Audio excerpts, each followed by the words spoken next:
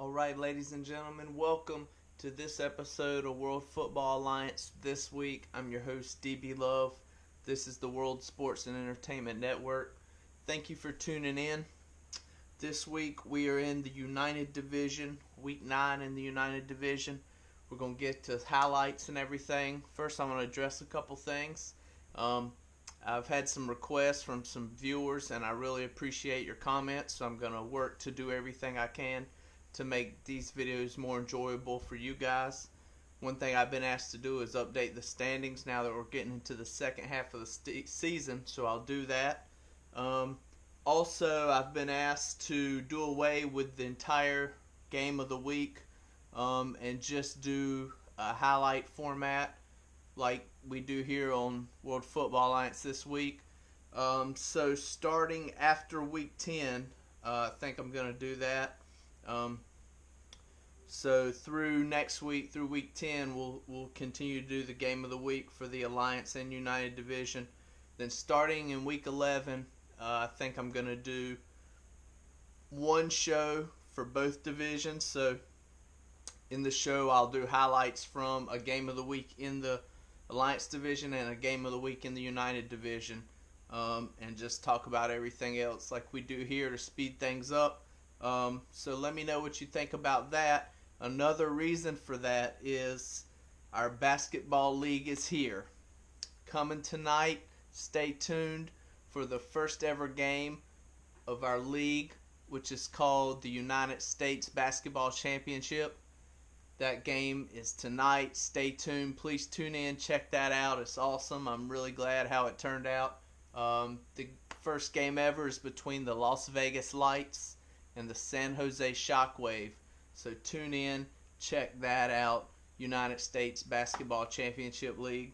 We'll continue to finish out the World Football Alliance season, but we're going to get into the basketball season as well. So check that out. Let's get into United Division football action in Week 9. Let's start you out with some highlights. First highlight we have for you is Oklahoma City Bison taking on the London Monarchs. Check it out. Big touchdown run for Wallace from about 50 yards out. Finds the end zone for the second time to give the Monarchs a 14-0 lead. Look at that spin move, and he's off to the races.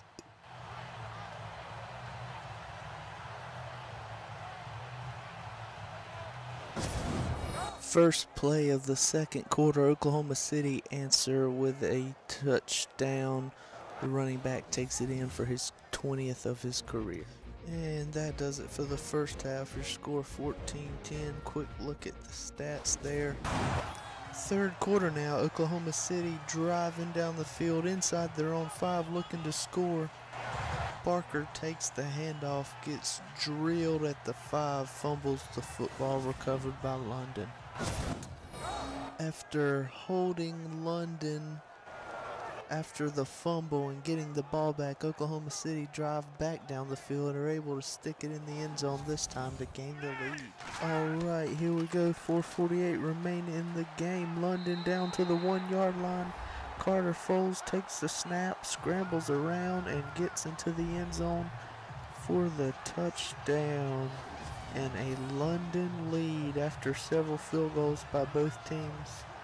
London now leads the game 24-17, pending the extra point. And that does it for us here in London, England. Our final: London Monarchs 27, Oklahoma City Bison 20. Good football game there. You see Barker get in for the touchdown. Dalton Booth hitting the receiver there. Dalton Booth had a good day.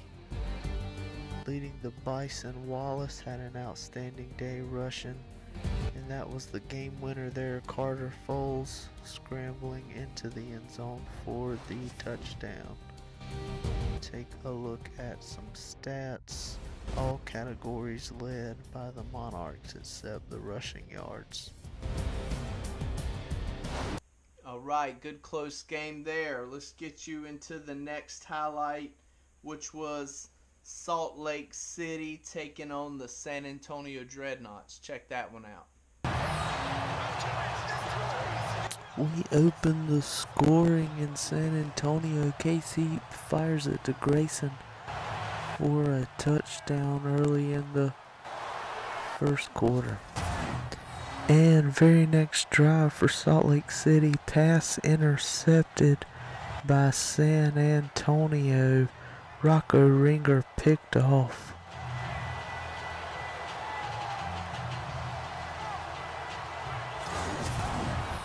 Second quarter now, after tacking on a few field goals, San Antonio find the end zone again.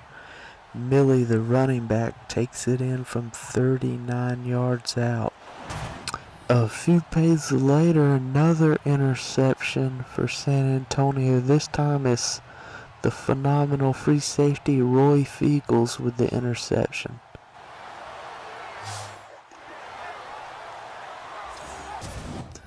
.135 remaining in the first half. Salt Lake City finally get on the board. Rocco Ringer scrambles and hit Crowder for a 73-yard touchdown catch and run. Look at this spin move on Roy Feagles. Breaks his ankles, takes it to the house.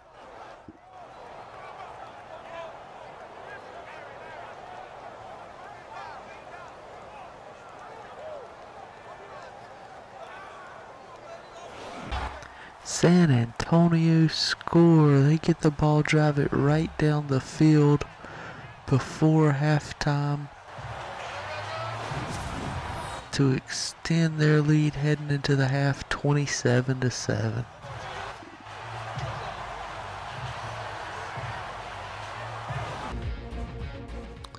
And we are at halftime. The gain and steps completely being dominated by San Antonio Dreadnoughts.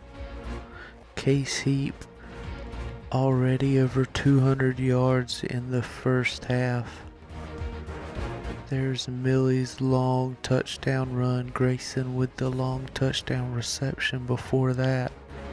Here's the one touchdown by Salt Lake City. Phenomenal catch and run by Crowder.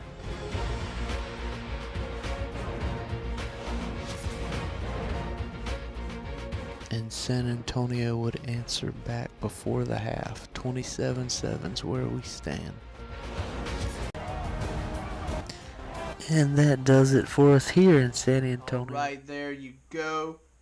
Salt Lake City and San Antonio. Next highlight, Memphis Steamers taking on the Brooklyn Beats. Check that one out. And we open the score in Brooklyn Beats touchdown. They lead 7-3 late in the first quarter. Cooper Schaefer fumbles the football. Brooklyn Beats quarterback, phenomenal run. Fumbles the football there at the end. Believe it's going to be recovered by Memphis.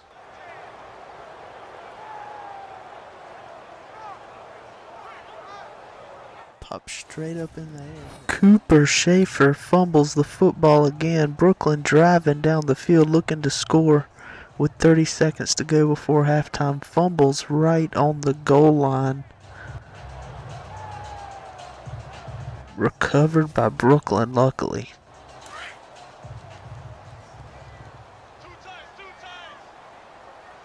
Let's see if they can punch it in here. 28 seconds remaining.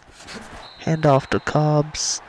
He gets in. Touchdown, Brooklyn. Extend their lead 14-3 heading into halftime.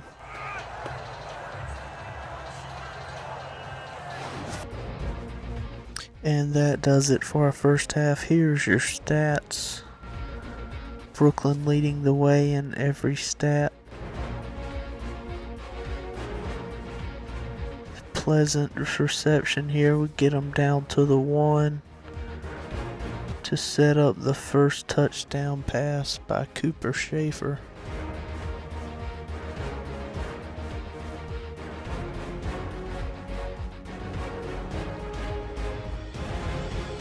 Nevin Harrington, starting running back for Brooklyn, knocked out of this game with an injury. Backup running back Cobbs would get in for the second touchdown. Rhett Ersman picked off again, almost a carbon copy of the first interception. Scrambling to his right, throwing back to his left, across his body and across the field, this time picked off by McCree. Touchdown, Brooklyn beats. After the interception, they drive down the field. Backup running back Claudson Cobbs gets his second touchdown of the day. Pick six by Brooklyn beats to start the fourth quarter. Middle linebacker Hundley continues a phenomenal game. Hunter Hundley has 10 tackles and add a pick six to his stat line. And with 10:09 remaining in the game, Memphis get their first touchdown off of a fumble recovery return for a touchdown. Brooklyn running back gets drilled, fumbles the football. Cobbs scooped up by Memphis to run it in. And that's the final here in Brooklyn. Veets win in front of their home crowd, dominate Memphis Steamers 41-13. Claudson Cobbs had a phenomenal day coming in for the injured Nevin Harrington. Got into the end zone 3 times, over 100 yards rushing. Cooper Schaefer had a phenomenal day passing the football as well as running the football, other than a couple of fumbles. Hunter Hundley had a phenomenal day defensive side of the ball. The lone touchdown for Memphis came defensively. Dominant performance by the Beats.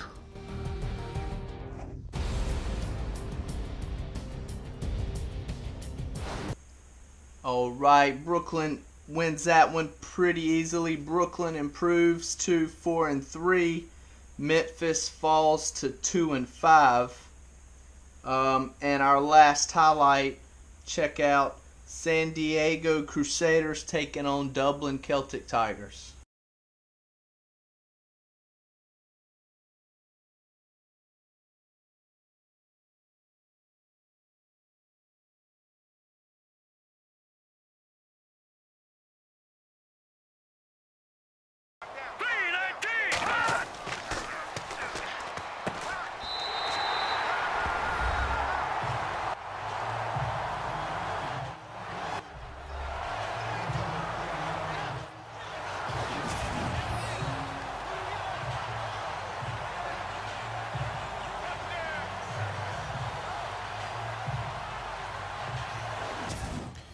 We jump ahead, minute 16 remaining in the third quarter. San Diego strike with the touchdown 30-yard reception by the receiver.